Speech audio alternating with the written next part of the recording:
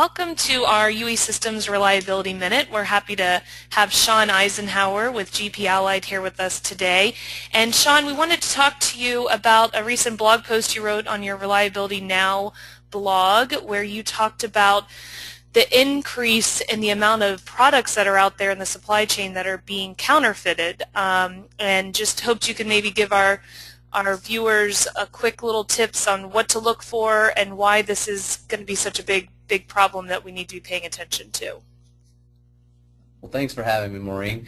Yeah, it's an interesting topic. I just spent a little time over in China here on 2 separate visits, and I really started to see more and more products. And here in the U.S. we've seen things like bolts and nuts that were counterfeit for years. So it would be something that someone would call a grade 8 bolt, and when you find out it's really not made of the right materials and it can't be torqued to the right specs. So that's what we saw early on. But what we're seeing now is it's moving more through the supply chain. We're seeing things like bearings and belts and electrical cards and all kinds of pieces of equipment that are either sub-quality or are complete knockoffs. And those are making it into our supply chain.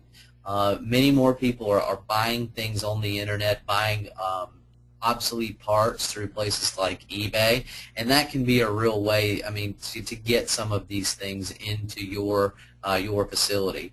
The issue is, it's costing folks maintenance dollars, it's costing production output, and it's costing safety because they're not getting the level of performance that they're expecting out of these components. One area that I've seen quite a bit of documented information is in the aviation industry. And of course it's a big issue there because you've got that safety component. And these counterfeit and sub-quality parts are getting into airplanes, they're getting into support equipment and other things. And so those have been very well documented, but I think if we looked very closely in our facilities we would see many of the same things. All right, well, I guess it's not just designer watches, handbags, and sunglasses anymore. So thanks for that information, and you can check out reliabilitynow.com.